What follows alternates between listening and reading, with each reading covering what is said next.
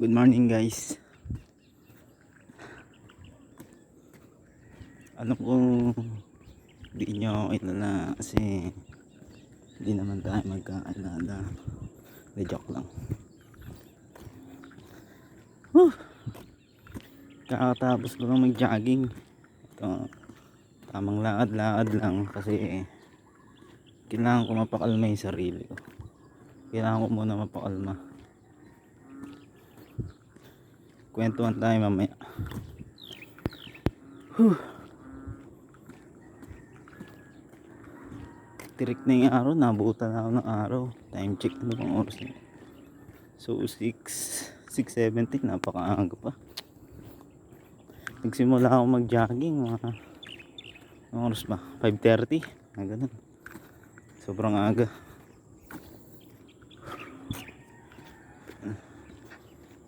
Makita niyo yung view rito. Yung mga dugyot ko.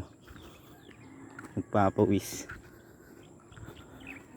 Mukha lang tayo maasim pero hindi tayo maasim guys. Whew! Okay.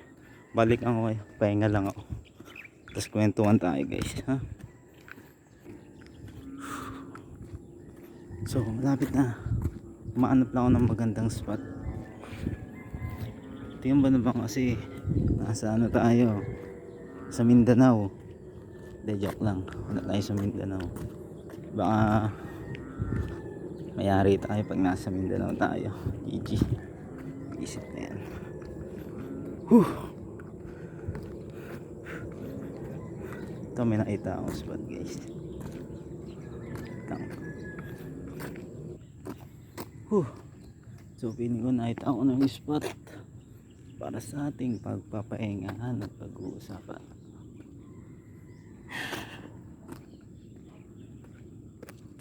Sana rinig nyo. Ay dito tayo.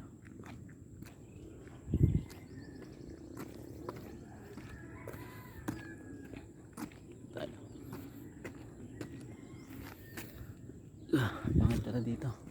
Bakit ang lightning? Hindi maganda. Mga tayong ano eh. Mga tayo taga-bundok. Dapat na kayo sa may libreng ilaw.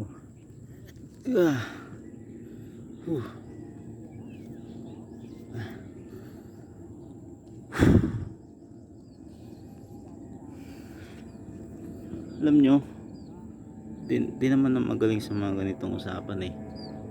Pero syempre, bibigay ko yung best ko para mapag-usapan natin. Pag-usapan lang naman natin about sa school, passion, and career.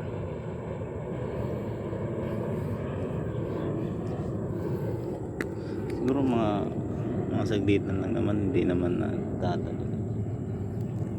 Init, grabe.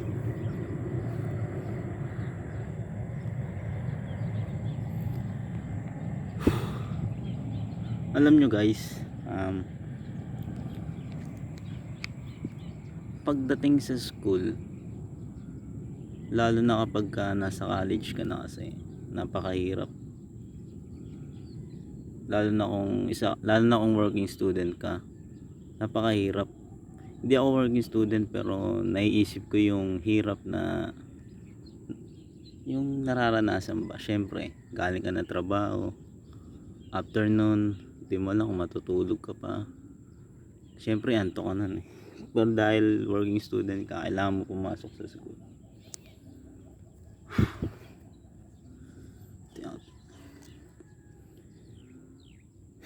Alam nyo, sa totoo lang, hindi naman talaga siguro hindi naman talaga mahirap mag-aral. Siguro kung dahil nahihirapan ka lang, baka hindi lang yun yung talagang para sa iyo. Kasi kung para talaga sa yun, or kung gusto mo yung course mo na yun, hindi ka mapapagod dun eh. Syempre gusto mo yung ginagawa mo eh. Kasi after mo makagraduate sa course na yun, syempre ayun yung magiging trabaho mo. And kaya alam nyo, dapat talaga gusto natin yung course na meron tayo.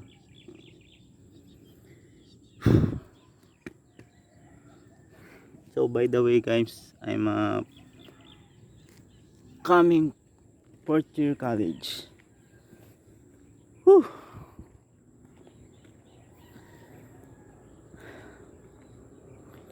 So we're gonna talking about let's go for a project, uh, major project or major subject.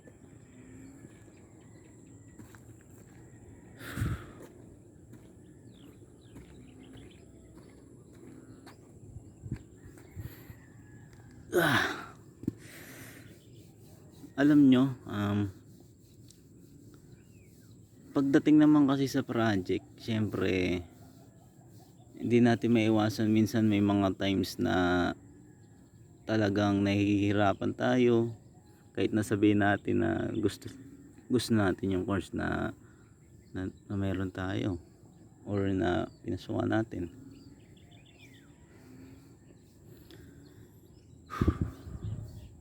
Siyempre pagka ganun, huwag tayong mahiya magtanong. Tsaka ano naman ngayon tayo ngayon ano tayo, Gen Z tayo. So nabubuhay na tayo sa teknolohiya. Tayo yung mga susunod na henerasyon. Tayo yung mamumuno. At tayo rin tayo tayo ang susunod na mag-aalaga sa mundo natin, syempre. Ano ito pinagsasabi ko? Ay.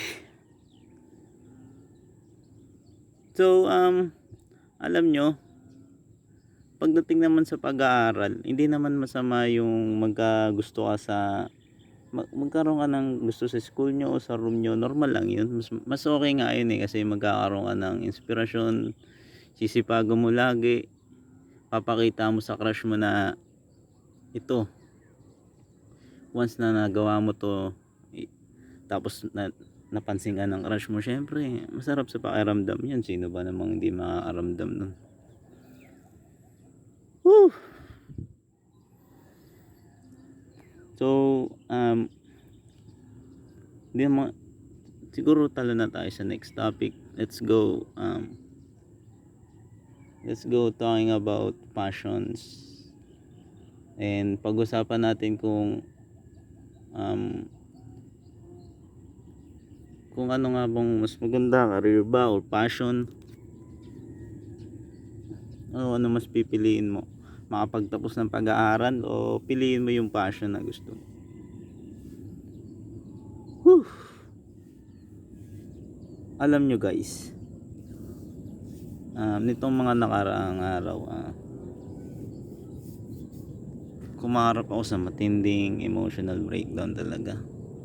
Konting makakita lang ako ng malungkot, makapakinggan ng malungkot na music, naluluha na ako, and once na nakaramdam ako noon, punta agad ako sa kwarto, then iiyak ko. After nun, wala na, balik na ulit sa dating buhay. Upo sa computer, sabay balo. Alam nyo guys, first time kong ginawa to. Talagang gusto ko lang may mabago sa sarili ko ngayon. Gusto ko ibalik yung dating ako na talagang merong passion, isang batang merong passion sa buhay. Wala naman tayo may passion, di lang naman. Ang mahirap lang doon is kapag dumating na tayo sa point na kailangan natin mamili, passion ba o career. Pero kasi it depends naman, lalo na kung napakaganda ng pamumuhay mo, pinanganak ka mayaman, may mga business yung mga magulang mo, syempre hindi ka mahihirapan dun. Kayang-kaya mo matindang mga workshop o kung ano mang klaseng workshop yan. By the way guys, ang passion ko lang naman kasi sumayaw yun. So I'm a dancer. I have marami na akong naging grupo, mga naging former group. Then simula nung hindi na ako sumayaw, akala ko magiging masaya ako. Akala ko magiging masaya ako. Akala ko Kasi gusto, mga panahon na yun, gusto ko nang i-face yung real world eh. Kumbaga, kung gusto ko na kumita ng pera kaysa magpapagod-pagod na akala ko ganun lang. Pero sabi nga nila, kapag ka gusto mo yung passion mo, gusto mo yun, hindi ka mapapagod doon.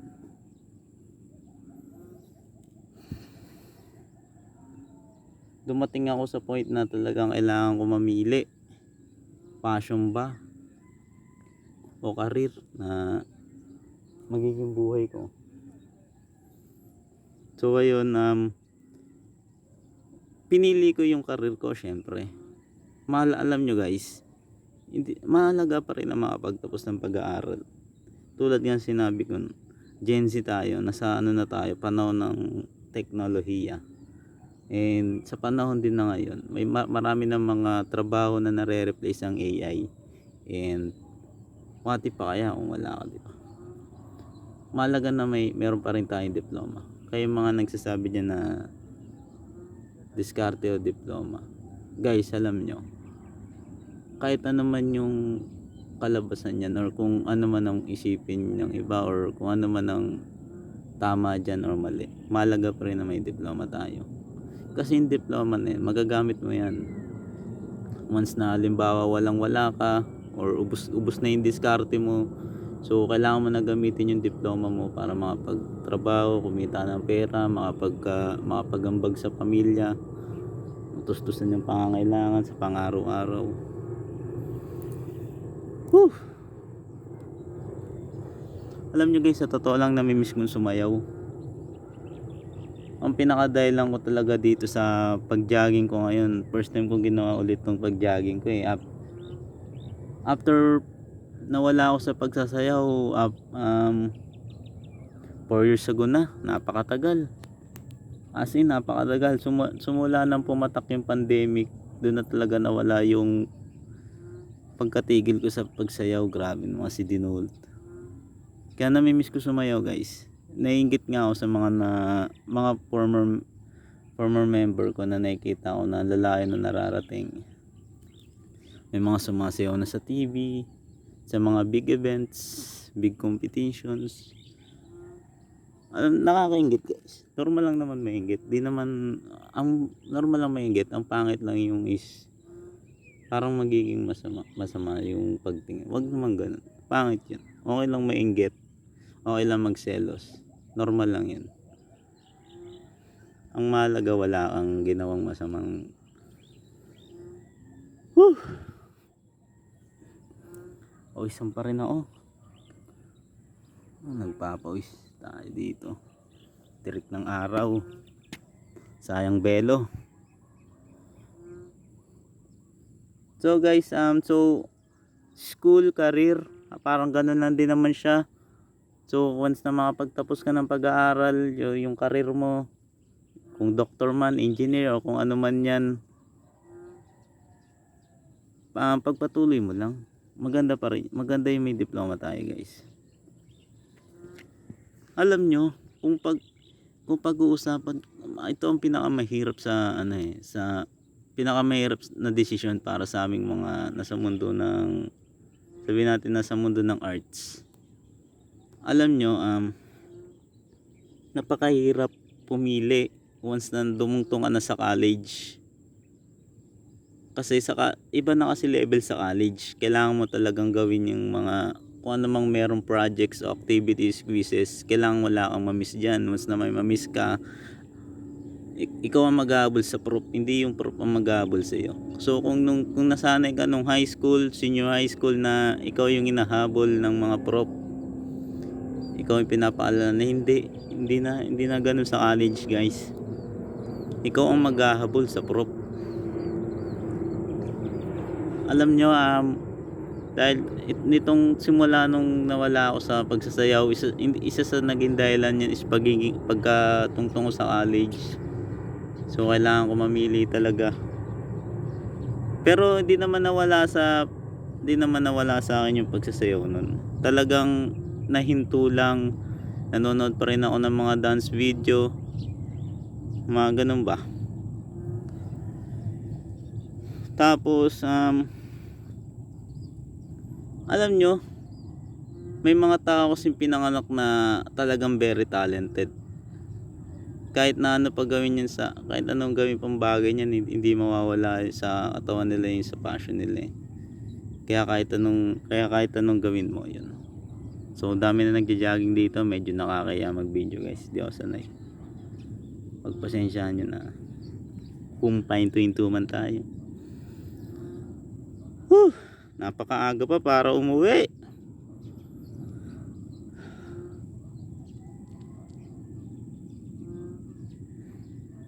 Wala na yata akong masasabi. Basta yun, yun lang guys. Laban lang sa buhay.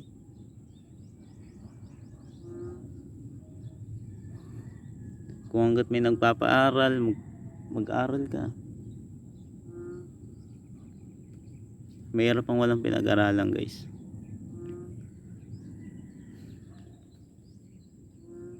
Pero alam mo, pinaka-reason naman ng video na to is siguro subukan kong ma-motivate kayo na huwag kayong sumuko sa inyong pangarap. Kapag ka nag-aaral kayo, huwag nyo nga alisin sa sarili nyo yung kung ano man talent na meron kayo. Siguro may mga school naman na may mga clubs naman na mga ganun. Alam nyo, minalas lang ako kasi talaga. Sa school ko ngayon, kung meron lang talagang dance club sa pinag-aaralan ko ngayon, hindi ako magkakaganito eh. Habang nag-aaral ako, syempre after nun, uwi, after ng school, diretso sa kung ano man gym yun sa school na yun, diretso ng gym, practice. Wala eh. Whew.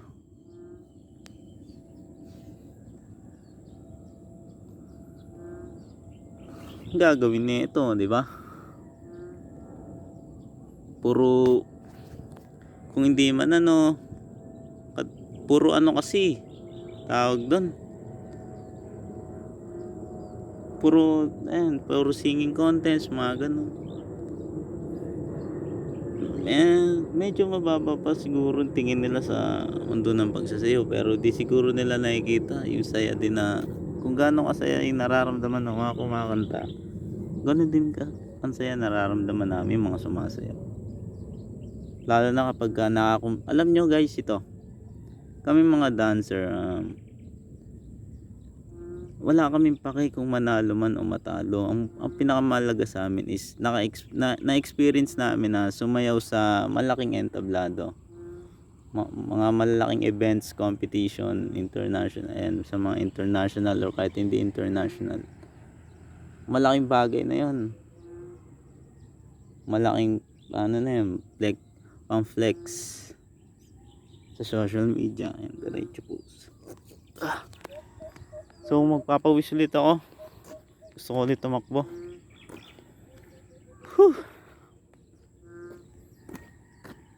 Masyado pang maaga eh.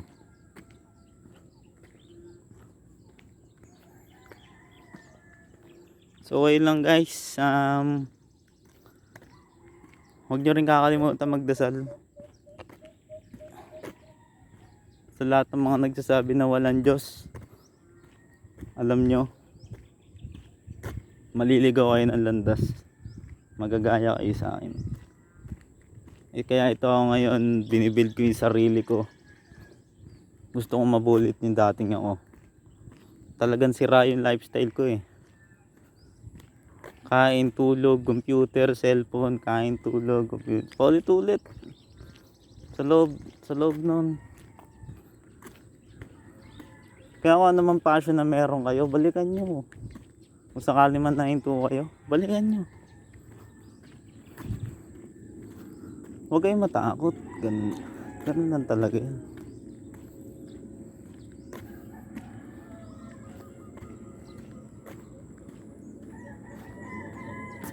So guys, ayun lang. Peace yo, bebe.